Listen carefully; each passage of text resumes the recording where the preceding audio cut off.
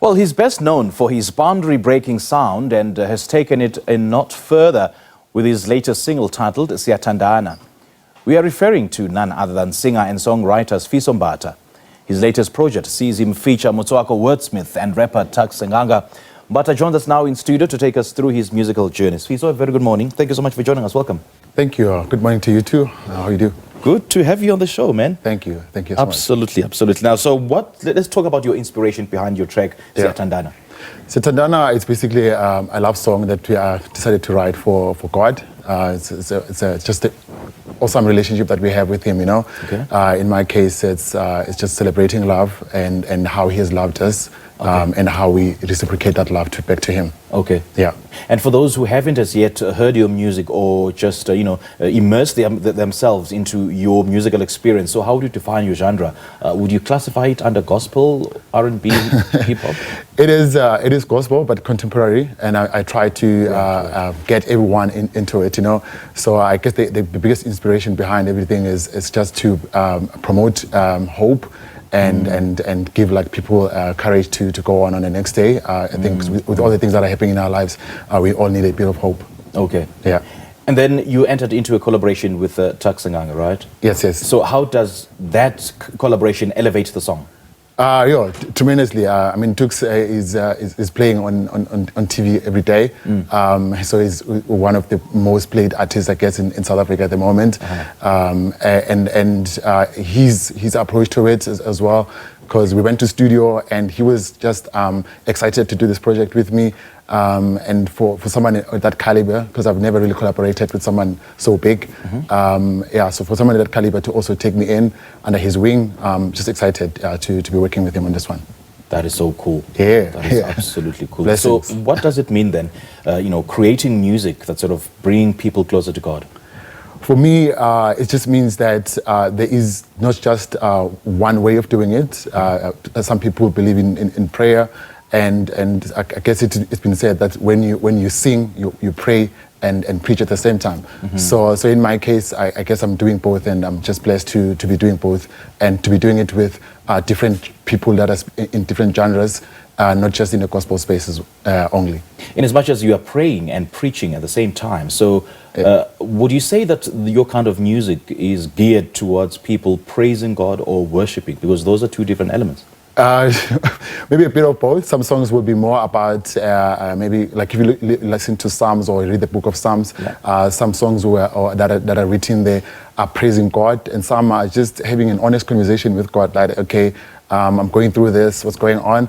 And I think with the upcoming EP, you'll see a different type of those songs, because others will be more on the prayer side, and others will be as well just giving praise and being grateful for the things that He's done for us. Now, Sifiso, how has your faith influenced your music? Yeah, a lot. I mean, everything that I do is just around my faith. But again, with me, I'm not really, I do worship songs, but as I'm saying, it's more about thanksgiving, and it's more about also just giving hope to people and encourage them, yeah. And your decision to venture into music on a professional level, was it triggered by your faith or by the fact that you are simply a musician? No, by my faith, definitely. I was at church this one time, and I just felt, and I had like this prompting in my spirit that I need to do something in the music scene. And I was like, I'm not really gifted. I mean, I was in a praise and worship team, but it's not like I was anything great. I don't even think I've got the greatest of voice. But this is a deal I struck with God at that time. I said, if you want me to do this, just give me, because I want to be different. I want to write new songs. I want to be different from any other artist, and that's what happened. I started writing music from my first project to this day. So most of the music that I'm singing and performing is stuff that is written by me. So basically, it all started in church. Yeah, it all started in church, definitely. Okay. And then how did it evolve from there? From there, I started, because I've never really organized a show before, so I started organizing my own shows. I started doing performances in different stages, in stadiums, in different churches. But remember, I was just from a small local church in Watema at that time, and just to be exposed to this big world, it's been phenomenal. Yeah. And then, how does your background in South Africa influence the kind of music that you create? Background. So I grew up listening to everything, from Maskandi to hip hop, SA hip hop, to the gospel that has been done in South Africa as well. So I guess I bring all of those elements and just celebrate the heritage of South Africa, even as I'm doing the different tunes, I guess, that I'm doing. Yeah. And would you say that your sound has evolved over the years since you started out in the music industry? Yeah, no, definitely. I think with this project specifically, it's taking it to a greater level. Yes, I've been doing it contemporary from day one, but now collaborating with artists that we'll call in a gospel space, secular artists, so the ones that do not doing gospel. So I'm tapping into that Kirk Franklin vibe, where he's going to be featuring people like R. Kelly back in Lean On Me. So it's stuff like that. I feel that I'm tapping into a whole different market altogether now.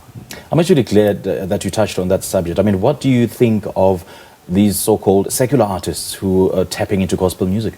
Yeah, Do you think it's a good thing? Yeah, I think it's a good thing. Because some people are frowning upon that. Yeah, so here's what I think. That's another thing why I'm doing this as well, is that if you let a secular artist to interpret who God is, it might also just muddy the water, because probably it's just their perspective and their view only, you know. But if someone like myself is also like tapping into that space, because I remember in one of the songs that I did with Tuks and the Black Les, we had to go into a conversation of them understanding who the Holy Spirit is, and it was a moment of teaching a different person that, okay, this is who we refer to when we talk about the Holy Spirit. So I believe that it also allowed us a space where we can talk openly now about our faith and them understanding, you know. So I think it's a great opportunity. Please say that in English. I'm not getting you. You're saying that a secular artist is absolutely okay when they venture into gospel music, so that they can allow a space to talk about our faith. Yeah. What if those artists do not have faith at all in the superior being that we're worshiping?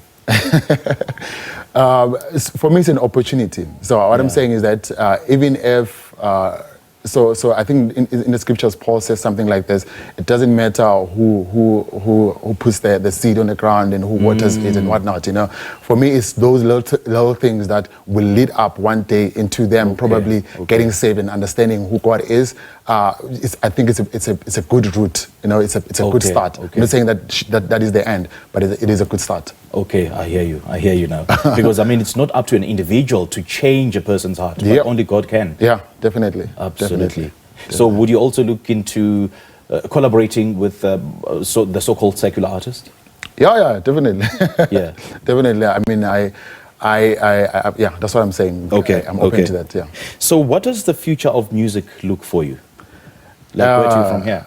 Yeah, I guess the sky is the limit, or it's not even the limit.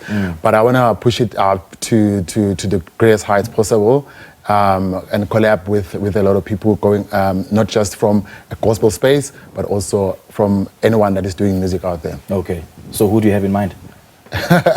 In South Africa, I think it would be nice to collab with Maphorisa for some reason. Wow. Yeah, because I think he's quite gifted. He's really gifted. Yeah. With the sound that he does, hip hop and also piano. So you can see that he's truly a musician, not just maybe someone that is trying this thing out, you know. So I can almost imagine that banger of the song that you would create with him. Right. I'm calling. Well, I certainly hope that he's watching. Yeah. All right, Sifiso, thank you so much for joining us, man. How do your fans contact you? On Facebook and Instagram. I think I'm mostly available there. The music is the pages are managed by myself and my manager. Okay. And my number is in them. So on Facebook, it's Sifiso Mbatha. On Instagram is Call Me Sifiso. Call me. All right. Absolutely, man. It's an absolute pleasure. Cool. Thank you so much for joining us. Well, that was musician Sifiso Mbatha taking us through his musical journey and latest single, Siyathandana, featuring Motswako, wordsmith, and rapper Tuks Senganga.